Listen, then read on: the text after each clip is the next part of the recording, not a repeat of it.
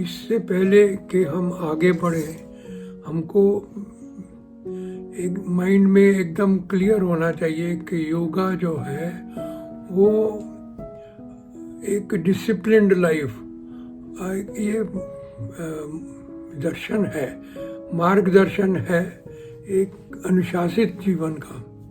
और इसका जो है ये जब तक हमारे माइंड में पक्का नहीं हो जाता तो आगे कहीं ना कहीं कन्फ्यूजन आएगा। और एक बार हम हर एरिया में एक डिसिप्लिन लाइफ जिएंगे तो हमारा ऑल राउंड प्रॉस्पेरिटी, हमारी उन्नति होगी।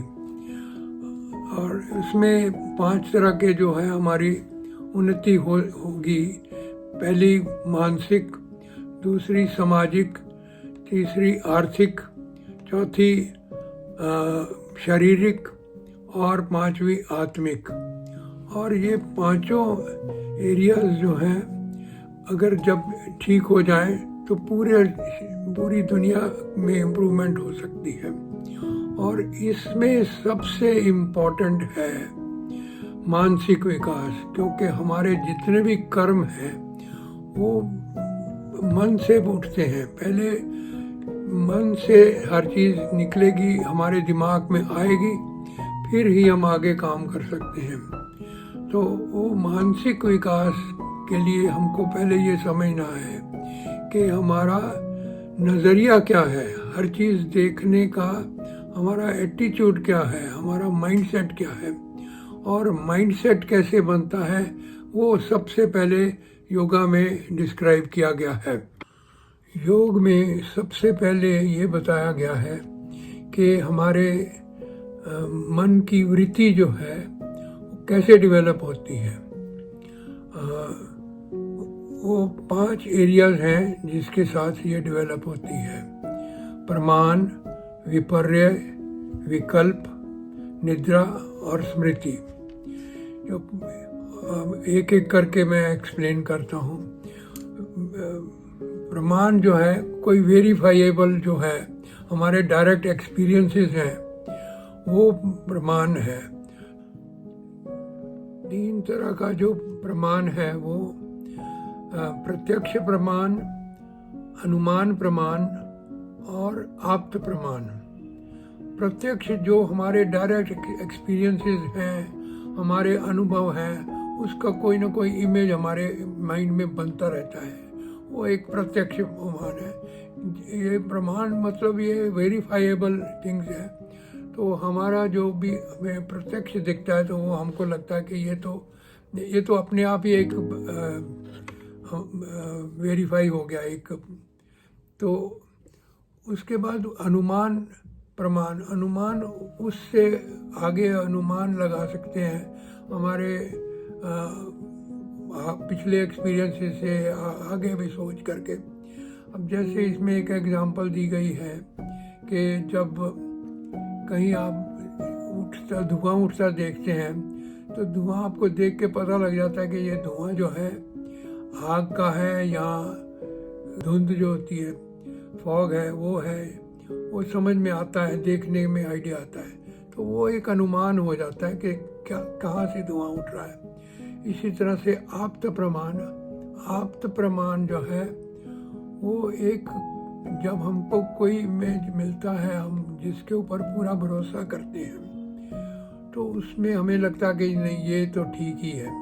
जैसे कि एक बच्चा है, छोटा बच्चा, तो उसका जो भी इमेजेस डेवलप होते हैं वो माँ के कहने पे होते हैं। अब माँ उसको जैसे जैसे कहेगी उसको वही ठीक लगता है। और इसी तरह से हम कोई गुरुओं से पढ़ते हैं, वो जिन गुरुओं को हम मानते हैं, उनके ऊपर विश्वास रखते हैं, उनसे कही हुई बात वो हमें ऑटोमेटिक लगता है कि ये प्रमाण हो गया है। तो इस तरह से ये जो है प्रमाण के बाद आ गया विपर्य।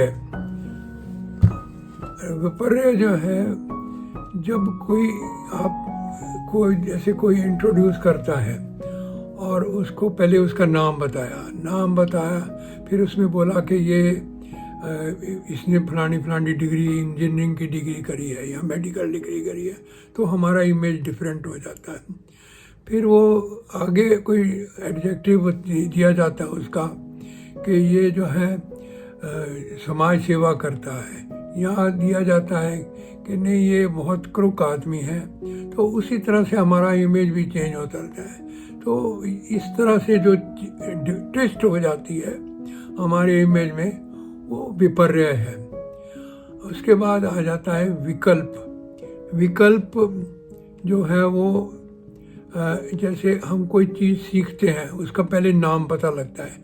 जैसे हमने मोबाइल है, उसमें सिम कार्ड है, तो सिम कार्ड हमें पता है कि ये सिम कार्ड लगे तब मोबाइल चलेगा। अब सिम कार्ड से कहाँ से आता है, कैसे आता है, वो डिटेल्स हमें नहीं पता है। तो ये जो है हमारी लिमिटेड जो नॉलेज होती है, जो कि हमारे को वर्ड याद कर लिया तो लगता है हाँ ये हमको पता लग गया। तो इस तरह से ये जो है विकल्प है। उसके बाद निद्रावृत्ति हमारे सबकॉन्शियस माइंड में जो चलता है वो एक निद्रावृत्ति है। ये पांचों तरह की जो वृत्ति है वो एक और वो क्लेश युक्त है या अक्लेश युक्त है। अभी क्लेश क्या है? क्लेश एक रोड ऑब्स्टेकल्स हैं, हमारे माइंड के डेवलपमेंट में बहुत बड़े ऑब्स्टेकल्स होते हैं, उसको क्लेश बोलते हैं। क्लेश भी 5 तरह के हैं, और हर एक जो भी हमारा इमेज बनता है वो या तो क्लेश के साथ, किसी ना किसी क्लेश के साथ प्रभावित है, तो उसका इमेज अलग हो जाता है और वो हम सही इमेज नहीं पा पाते। और क्लेश क्या है? वो है अविद्या, अस्मिता, राग, द्वेष और अभिनिवेश। अविद्या जो है वो एक हमारी अधूरी नॉलेज, जहाँ पर हमको यहाँ क्लियर नहीं है, हमारा कंसेप्ट क्लियर नहीं है, परसेप्शन क्लियर नहीं है, वो जो है अविद्या होती है। और यहाँ में अभी कहते हैं ना, नीम हकीम खतरे जान, तो ये जो है अविद्या ही जड़ है। हमको पूरी नॉलेज होती नहीं है, लेकिन हमको समझता है कि नहीं मेरे को सब पता, मेरे गुरु ने कहा, मैंने उसने कहा, तो ये जो है, लेकिन उसमें कमियां होती हैं। ये जब सोचा जाए और यहाँ एक्सपीरियंस से हमको धीरे धीरे पता लगता है कि ये अविद्या की आई है। अभी उसके बाद आ जाता है अस्मिता।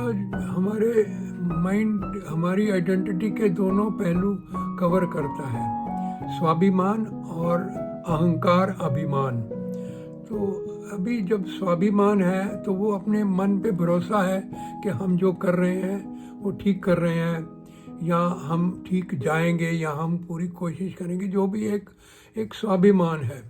और अभिमान ये हो जाता है कि अब अरे मैं इतना अचीव कर लिया, इतना आगे बढ़ गया हूँ, तो अब मेरे को पूरा पता है, अभी मेरी कोई गलती नहीं है, वो अभिमान। फिर उसका आदमी आगे सोचना और सुनना भी बंद कर देता है। तो ये अभिमान एक जो है मेंटल ब्लॉक क्रिएट कर देता है। इसी तरह से जो उसके बाद आता है राग मतलब जिसके साथ हम किसी आदमी के साथ या किसी पद्धति के साथ लगाव है, तो हमको लगता है कि वो ही ठीक है, और उसमें उसकी कोई गलतियां हमको दिखती नहीं है, और हम फिर भटक जाते हैं। कोई जिसको अंधश्रद्धा भी बोलते हैं। अंधश्रद्धा जो है, अंधविश्वास जो है, वो एक दुनिया में काफ़ी प्रॉब्लम्स क्रिएट कर रहा है। तो ये राग भी एक क्लेश है। उसके बाद आ जाता है द्वेष। किसी लोगों से हमको हेट है, हमसे एक्सपीरियंस खराब है, तो हम उसको हेट करने लगते हैं, और उसकी कोई भी चीज़ हमको अच्छी नहीं लगती। तो उसका हम सुनना भी नहीं चाहते। और ये हेट की वजह से भी हमारी थिंकिंग जो है ना कई बार रियलिटी नहीं देख पाती। तो ये एक चौथा है।